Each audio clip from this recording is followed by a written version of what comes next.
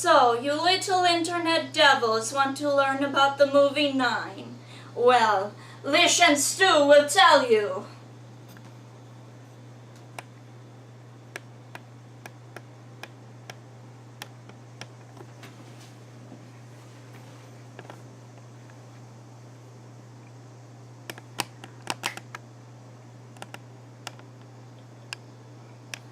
Alright, so I am so excited about this.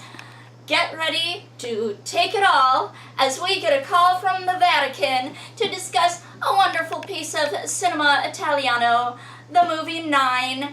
Now, I just adore Marion Cotillard. I hope I'm saying that right. I love Penelope Cruz. I love Nicole Kidman.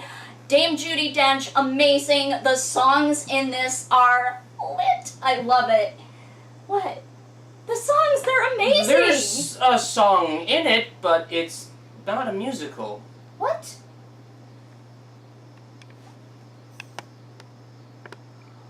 What the f- I look ridiculous! Yeah. Ah! Well, I believe the world is burning to the ground. Oh well, I guess we're gonna find out. Let's see how far we've come. Let's see how far we've come. So, That would make a lot more sense. yep. This is animation Triad, after all. Okay, alright. So, That's it, folks. Not the This musical. is a little embarrassing. Can I Yeah. maybe borrow your... It's too much fishnets. Hey, you know what? Yeah. We need all the clickbait we can get at this point. Just remember, folks, 500 likes at any time for any one of our videos, and you'll get all of this for your viewing pleasure. All right, folks, you know you want to see this. You do. You want this to see buffet that. of manliness right here. You've seen this, but you know you want to see Yeah, this. you've seen this buffet of manliness. So. Just to wait till you see me in a corset. Creature of the night. Okay, I want to see that. So please, if you won't do it for you, please do it for me. Like all the videos. Mhm. Let's get at least one of them to 500 likes because I really want to see this guy in a corset. I look damn good in a dress, folks. That's actually true. There are pictures You can find them online. somewhere on the internet. Yeah. But now, back to the film at hand. So Thank you. back to 9. Yes. The number 9, not the word 9, and definitely not the German word 9. 9. No. But Ha ha. we're all burning the in hell jokes. for that one. Yeah. Well, that's a little extreme. Well, comedy hell. Oh, yeah. Comedy hell. We're well on our way there. Puns. We're Puns, at least oh, going yeah. to the penitentiary. Get into a punnery. Hamlet! Yay! Alright, so this is actually the movie that we are reviewing. Number 9 from 2009, released on Yes. 9/9/9. 999. 9. Mm-hmm. You know, it almost seems like they did that on purpose. I think they might have. Who knows? Hmm. But, Yes. contrary to popular belief, this is not directed by Tim Burton. Not all Produced, creepy. though. Oh, true, it is produced. Yeah, he did have a hand in on it. He did have a hand, his money, and his name being slapped on it for the most part. Yeah. So he did produce it. But not all creepy animated films are by him. And yet, this one still has his name on it, Oh yeah. and it does not fail to deliver in terms of creepiness. Oh no, there is some good nightmare fuel in this that would scare the living crud out of quite a few little kids. I was thinking that too, but if I'm being honest, it kind of unnerved me a few times. Which one? The snake-like creature? No, that one was fine. It No, I was thought that one was actually whenever the soul would be sucked Oh, out yeah. of the little sock puppets. Yeah. Like, I don't even know what they are. Are they robots? Are they sock puppets? I'm not even sure. We're gonna get into spoiler territory, so be warned. But basically, they're homunculi in a way. We If are you actually think about getting a little bit ahead of ourselves. We are. So, you may or may not already know this, but September is post-apocalyptic month. Mm-hmm. Woo! So, we thought we'd kick off with the movie 9. And it's post-apocalyptic, all right. It's got some big names in it. It's got Elijah Wood. It's got Jennifer Connelly of Labyrinth fame. Yes. Yeah. Crispin Glover. Back to the Future right. Fame. So yeah, and it is about these little sock puppet robot-like things. We don't know what they are. They're basically little tiny hemp sacks that are given life, and they run around like just trying to survive because apparently the machines have taken over. So the machines have taken over. These little sock puppet things are essentially what's left of humanity in a way. Life. Well, the movie basically starts with number 9 waking up. Ocean number 9. Okay, time out. We have to get the tangent jar. Sorry. Let's see. And there we go. Yeah, so anyway, the number 9. Yes, number 9 wakes up and discovers this weird little talisman and in plain view of a dead body, which will pop up again and again throughout the series. The only real dead body you see other than a skeleton or two. Unless you count the sock puppets that those were kind of die. Yeah, I mean they're the husks basically. Number 2. Oh yeah. Number 2 was the first one to go, and that was very unnerving. So 9 basically goes on the hunt to find out what the heck is going on. He doesn't know it's post-apocalyptic. He doesn't know who this dead guy is. He can't even talk. And so he just goes out there. And he somewhere. encounters number 2, who is scavenging. Just like him! A little sock puppet. And he's scavenging, and he does have a voice. So he goes, he fixes 9 up, helps him get a voice. They bond a little bit, and then he gets abducted. First, he realizes that he has the talisman. Because he's like number... Oh, shoot, what was the little one's name? It was 6, wasn't it? 6 is the one who drew everything, pictures. He says Voiced by Crispin Glover. Indeed. He's good at playing odd characters, isn't he? Yes. Yes, very much so. Mr. World in American Gods. He's in that? I haven't seen it. Oh, wow. Yeah, you gotta watch it. Ooh, I gotta see that. I love the book, so I know who Mr. World actually is, so it's really exciting. Yeah. But, a little off topic, but you know what? It was still on topic because we were acting. So, he learns about the talisman a little bit. They're just like, oh, a talisman. This is what 6 is always drawing. So then this creepy, like, mix of dead animals' bones and... Like a dead cat? Like a mix of a dead cat and, like, robots and just everything. It was... The designs in this are fantastic. They really are. They are. And I just want to say this right now. How is this not adapted into, like, some sort of Fallout game? Like, because seriously, it's got all the elements. It's got a customizable character you could make, i.e. the sock puppet-like thing. It's got scavenging in a post-apocalyptic world with these weird robotic nightmare creatures. Because the video game is never as good as the movie if it comes after the movie. Well, here's the thing. I'm saying this seems like it would have been a really good game. In all honesty, it reminds me a little bit, as I said, well, Fallout comes to mind because of crafting elements and stuff, and post-apocalyptic, there we go, words. There we go. Not my forte today, apparently. But, I could definitely see this being made into a really interesting little game. And, I mean, there's certain areas of it that, like, scenes with the machine, with the other monsters and stuff, you could definitely see being, like, boss fights or minis fights and everything. I think it would have been interesting. Now, there was a game for this, but it was, I think, released only for Android and, like, tablet when it came out, which back then in 2009 wasn't as advanced. Yes. So, yeah. But yeah, as I said, I could definitely see that. Now, this was inspired by a short film by the actual director, which his name is Shane Ackler. Shane, is that? Shane. Yeah, this was directed by Shane Ackler. Acker. Yep. So this was directed by Shane Ackler, who is now he does a lot of visual effects now. He hasn't really directed too much. I think he's got some... do you blame him? What kind of visually Oh affecting this is very, very impressive. I mean, I still think the animation holds up very well by today's standards. Oh, definitely. And it's something you don't see too often. You don't see too many dark animated films. And this was rated PG-13. That is... The only thing I've seen as far as dark, like, animated Mhm. films that could rival this, would be like the Dark Crystal. I know that technically that's puppets, Oh. but that was really creepy. Well, that's a good example of things you don't see too often. You really Yeah. don't see dark fantasy for kids too often. I mean, I can think of stuff like, well, you said Dark Crystal. Labyrinth, I don't think would really fall too much It was into it. a little dark, but not really Not dark too. enough. It was a nice balance between light and dark, I felt. Yeah. But, back to Return to Oz.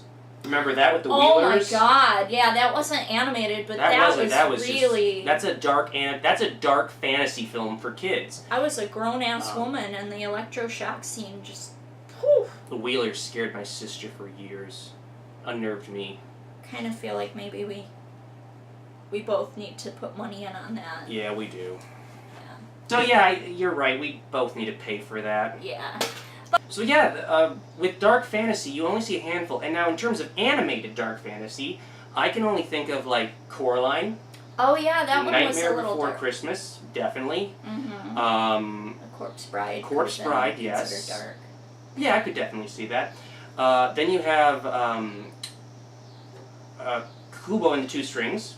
Oh, I haven't even heard of that one, but I Really? believe It's you. by the guy who did. Yeah. It's by the same people who did Coraline. Very good. Also, Paranorman. That one wasn't creepy to me. For kids, I think it would have been with the zombies. This one is creepy. This one is legitimately This one is creepy. actually creepy because, like, you have robotic cat skeletons chasing these little sock puppets who, and the scariest thing of all, the thing that truly creeps me the F out, is that once this talisman, spoiler alert, is activated by one of the machines, it starts sucking out the little sock Souls. puppet souls. Like, Visually. graphically, like, you can see it happening, and the worst thing is probably the screams. Oh yeah, there was a couple of them, and it's just like, oh the god, that's. screams as, like, and the shaking, like, the animation is Oh, amazing yeah. because the shaking as these little creatures are losing their souls, it's getting pulled in, there's screams, they're shaking, and they go in, And then they just go limp. limp. Yeah, just. So limp. It was very well done in that Yeah. regard. The voice acting, as we said, is very good. It is good. There is one thing I thought was interesting, was it does have a little bit of a jab at organized religion in a way, I think. Oh, do tell. Well, let's take the character of one. Yes. Yeah. When he's first introduced, he's wearing basically a bishop's, a priest's robes, and he has the hook Yeah. with the bell and everything. And they're in a cathedral, and he's trying to keep them away from science, and he's constantly talking down to it, and he knows more than he lets on. So, yeah, I think you could see that as a little bit of a jab at the church, or organized religion in a way. I actually, yeah, I can see that not only as a jab against organized religion, but also just people being set in their ways. Like, there's a time to be, like, I do actually understand one's motivations. There's a time to be cautious and preserving oneself and not going too far out on a limb. But then there's also that time that when you're doing the same thing over and over and it's just not working for you and you need to just move on. I kind of see it as not only a crack on religion, though definitely, but also a crack on society, perhaps becoming too complacent. I could see that. I could definitely see that, yeah. Though, I did find it interesting that the explanation for basically all life on the planet being wiped out was the release of this gas by a war machine created by scientists. That actually I found very powerful because it's not really about religion, it's about how human beings can destroy themselves. And one thing that I took away from this was, well, this is very, with the way everything looks, it's trench warfare was obviously going on, so it's either, I'm going to say it's inspired by World War II. Like the fascist imagery you see in it and all that. Definitely Nazis. Totally saw that. Without the swastikas, basically. So... Which was a nice change of pace. Yeah, it took it to its own world. which I actually really liked. As I said, the world it creates is very interesting, and there's a lot you could do with it, and I wish they could have done more with it. I wish this had been a bit more successful, but we'll get more into that in a moment. But what I want to talk about really quick is the fact about the gas wiping out all life on the planet, basically. This does have a parallel in real life with the creation of the atomic bomb for World War II. When the scientists were working on it, there was a possibility that the hydrogen bomb would ignite the Earth's atmosphere and basically fry the entire planet. That was a concern that they might do that. And there was actually a scientist who took bets on whether that would happen. Later they did some more calculations, they figured that wouldn't happen. Something like that. We actually had something that could have potentially done that. Yeah. So, I mean, when you think about it, that in itself is just terrifying. I also love the way that the truth was twisted for propaganda, because there's one scene in the film where the scientist himself was actually good-natured. He wasn't trying to build a machine of mass destruction. He genuinely wanted to save the world and help people. They called it the engine of peace. But then the newspaper headline actually blamed science and scientists for all the trouble that had befallen, not the leader. He was actually the one going, "These scientists ruined everything." And, spoiler alert, with each of these little puppets being a fragment of the scientist's soul. You see different representations of aspects of him. Of him. And his first one, number one, shows the fear, shows the skepticism, shows even the self-blame that he would have had that all of this happened. And he looks out for number one half the time. He really does, in literal sense. He looks, oh my god, and it was so deep though when he's like, sometimes one must be sacrificed for the good of many, and then that was actually really watch good. the film. Honestly though, I always kind of knew he wasn't really a bad guy, he was just an antagonist, but he was definitely the kind of person that was more self-involved and chose very selfish means to try to save his fellow comrades. He had his own way of doing things, which was he kept it close to the chest very much so. But he did care in his own way. He did in his own way. He was, if we had more time to study and talk about psychology, I guess, in a way, like with the id and the ego and all that, and we could break superego and all that, we could probably break down each character a bit more. Yeah, I mean, I guess you could say that Six was the one who liked to draw. We could say he was the wonderment. He was the inner child / intuitive one. Because I think he's the one who had the memories, who had the intuition, who, even though his memories couldn't really be truly accessed, he was, definitely the id, in a sense.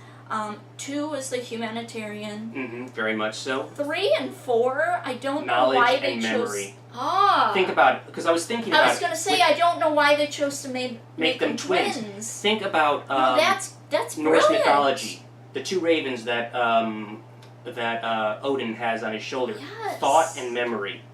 If I remember. And what could they do? They could basically scan things, record them, and play them back. That's amazing. Oh my god, you're right.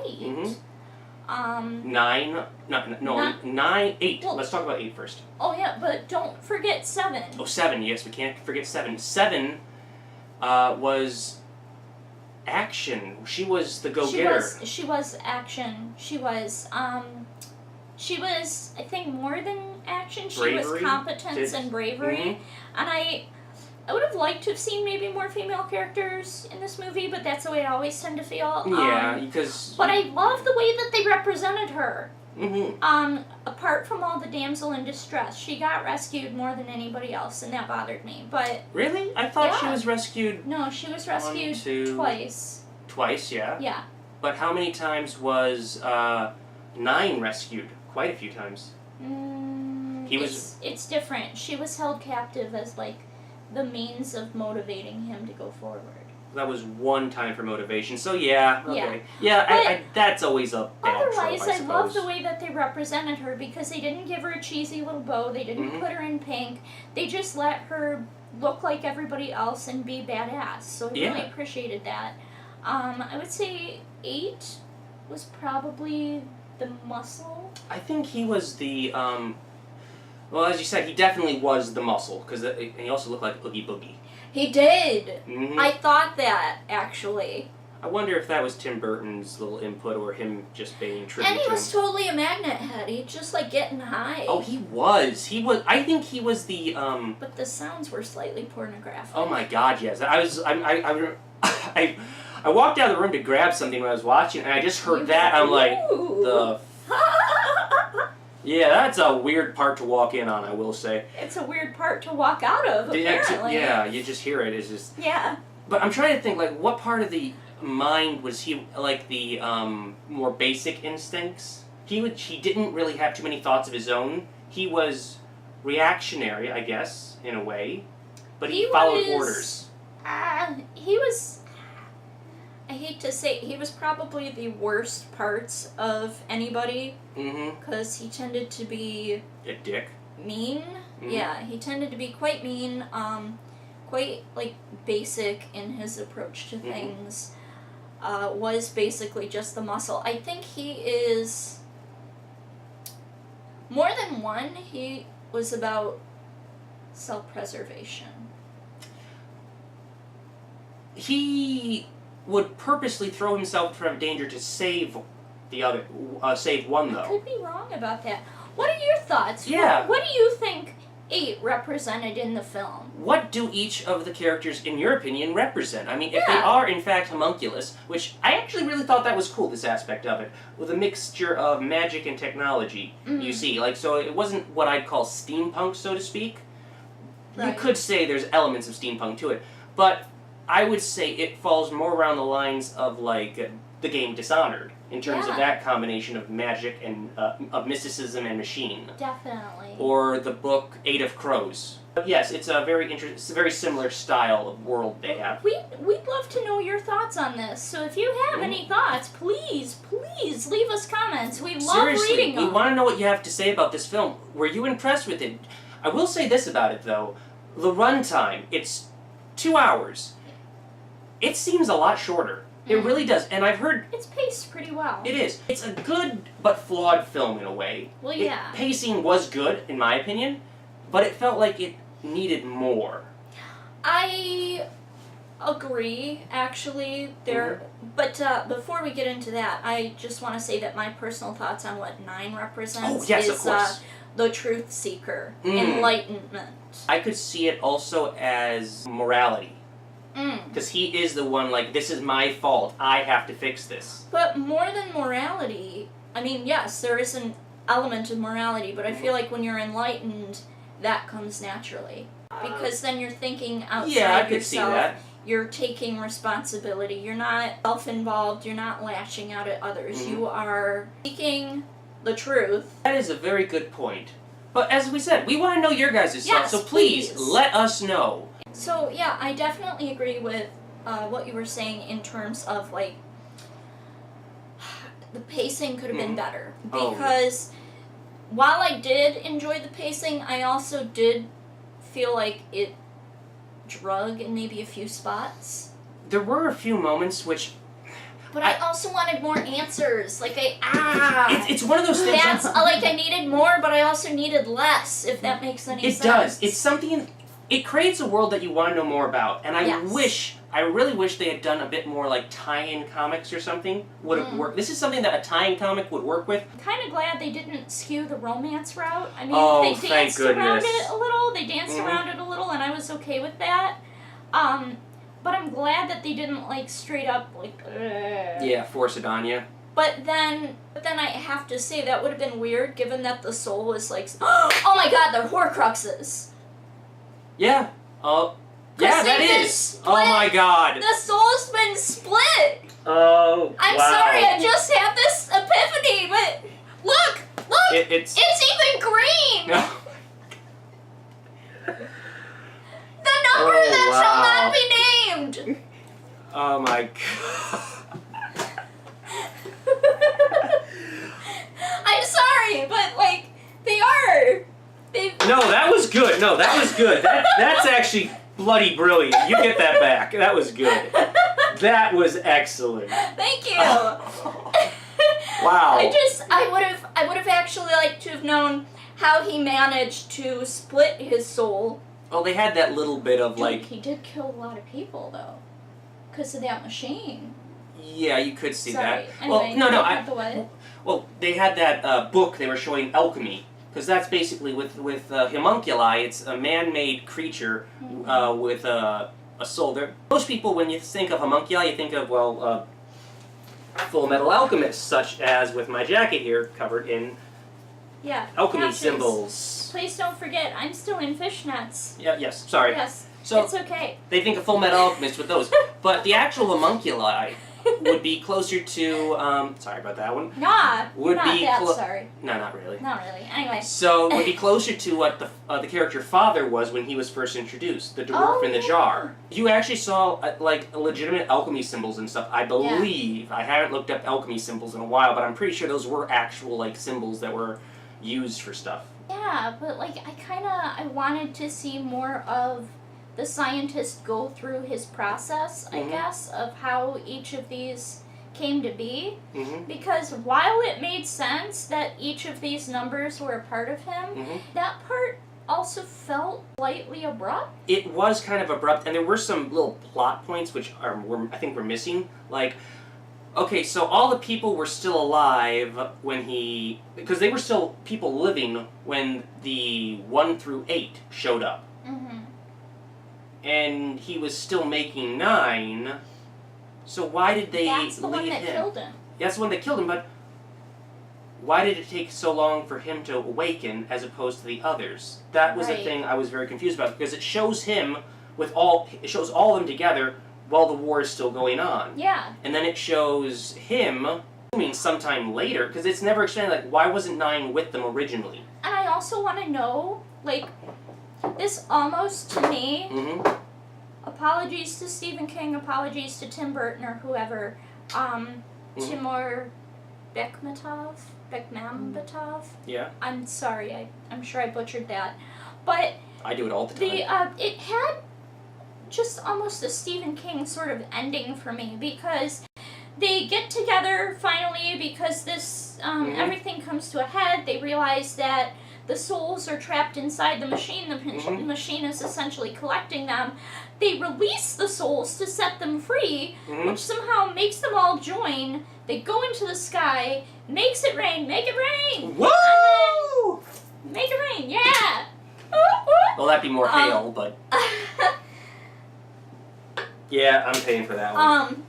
He really is. It's all his coins. But anyway... But anyway, they go into the sky, the soul goes into the clouds, and both, there comes the rain. Why? And life is seen inside the rain droplets. It shows, like, organisms and stuff. I understand, like, organisms are, like, recreating life. It's no longer post-apocalyptic. The world will start anew. I understand all that. How the hell does one scientist chopped up soul going up into some precipitation do that?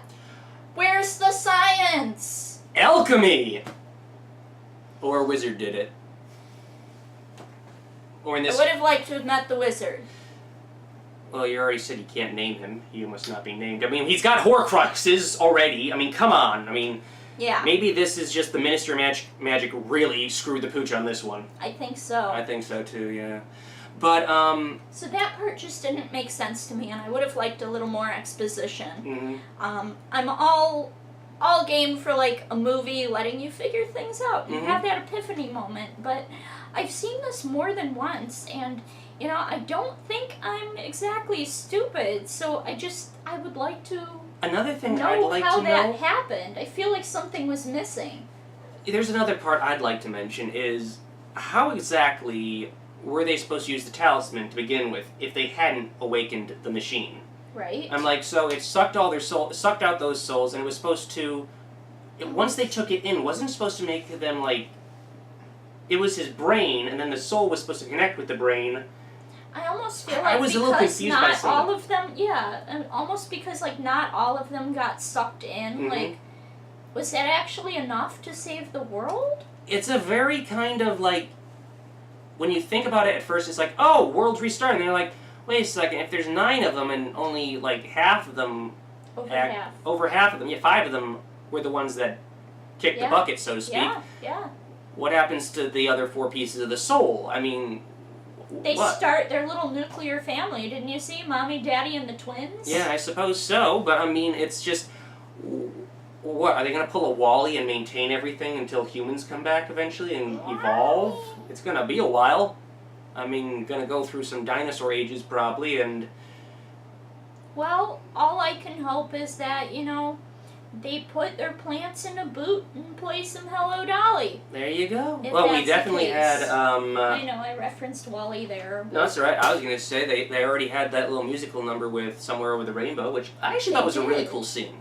I think it's hilarious, though, that in these post-apocalyptic movies, why do they always bring back the oldest movies and songs? But they do. It's almost like they're saying that our modern technology is never going to be as good as, like, the original technology. You know, that is a very good point. I mean... Because, like, in Wall-E, Hello Dolly was what was playing in this one, Somewhere Over the Rainbow. They actually put a record player on.